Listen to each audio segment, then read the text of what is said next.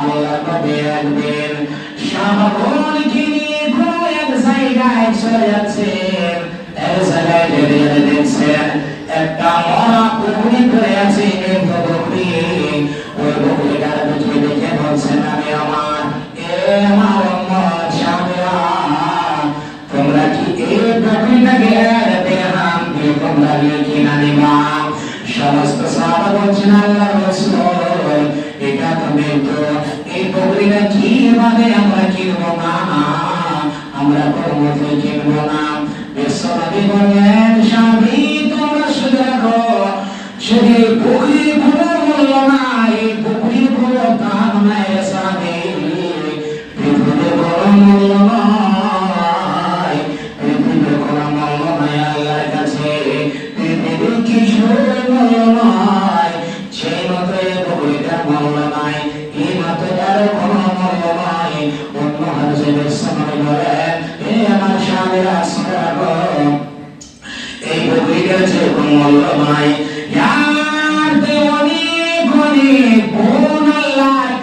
পৃথিবীটা হলো অনেক কৃষ্ট, সেই লোকটায় পৃথিবীতে পড়ে গেল, সেই লোকটা ধ্বংস হয়ে গেল, সেই লোকটা ধ্বংস হয়ে গেল, সেই লোকটা ধ্বংস হয়ে গেল। বিশ্বনবী বারবার বলে গেছেন।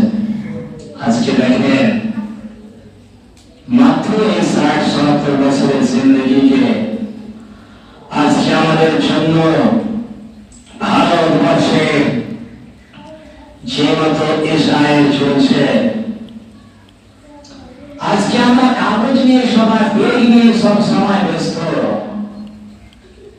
এই কিঞ্চিত পরিমাণ জীবনের জন্য বাড়ি গেলে আত্মহত্যা করে দিল, হার্ট অ্যাটাক করে মারা গেল, আপনারা সব জানতে পারছেন, খবরে শুনতে পাচ্ছেন, অনেক লোক শেষ হয়ে গেল। মাত্র ৬০-৭০ বছরের জিন্দগি, যেদিন কিয়ামত হবে, যারা জান্নাতে যাবে খুশিতে আটখানা হয়ে যাবে, যারা জাহান্নামে যাবে, যারা আফসোস করবে, হাত ধরবে, কিন্তু লাভ পাবে না।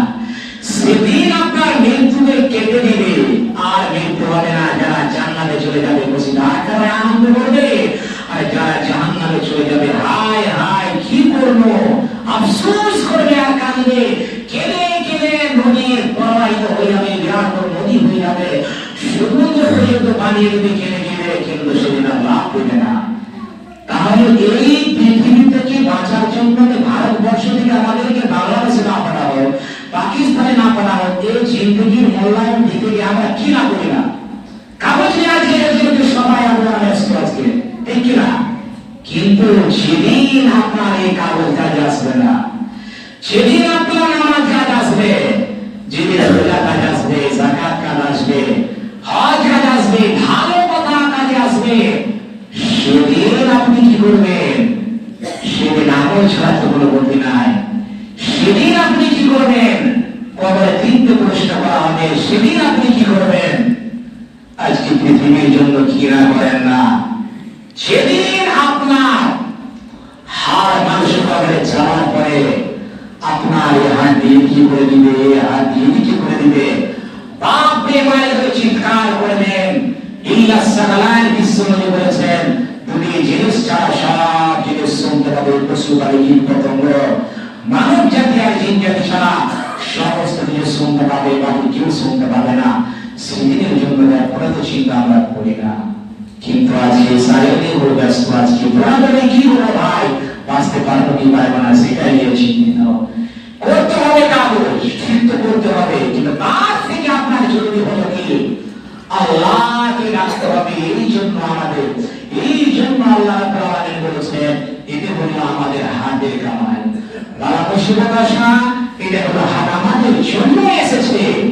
যদি আজকে আল্লাহকে আমরা কিভাবে রাখতে পারতাম, হয়তো আমাদের এরকম হতো না। আজকে দেখে যারা গরিব মানুষ খেটে খায়, আজকে বেশিরা বাইরে গেছে, তার সত্যি আজকে কাগজের জন্য বাড়িতে আসছে, কি বেড়ে আসছে, কেউ বাসে আসছে, কেউ বেড়ে আসছে খরচা করে, আবার আসছে খরচা করে, আবার সেই যাবে। কি কারণ শুনবেন? আজকে ১ নম্বর কারণ হলো মানব জাতি যখন আল্লাহ ডাকে সাড়া না দেয়, আল্লাহকে যখন ছেড়ে দেয়, তখন আল্লাহ রাব্বুল আলামিন এরকম ব্যবস্থা করে দেয়। শুনবেন আমরা নিজের হাতে, আমরা নিজের পায়ে নিজে করে মেরেছি শ্রোতাবৃন্দ। কিন্তু এই দুনিয়াকে অগ্রাধিকার দিতে গিয়ে আজকে আমাদের এই অবস্থা।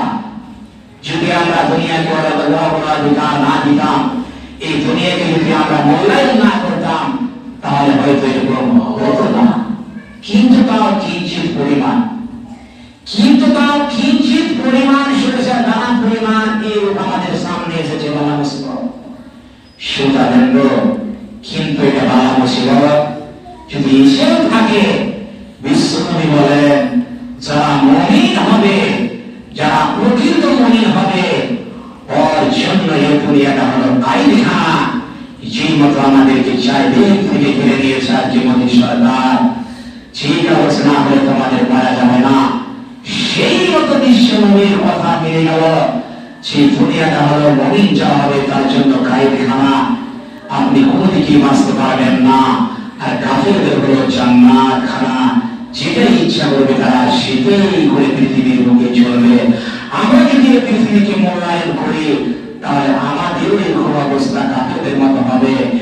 ইহকালে হবে আপনার পরকালে লাঞ্ছিত, অপমানিত, ঘৃণিত, প্রকৃতি আমাদেরকে আল্লাহ রাব্বুল আলামিন জাহান্নামে দেবে। সেদিন কেউ বাঁচতে পারবেন না। শ্রোতাবৃন্দ, এই দুনিয়ার কোনো মূল্য নাই। দুনিয়া হলো একটি নির্দিষ্ট জায়গা।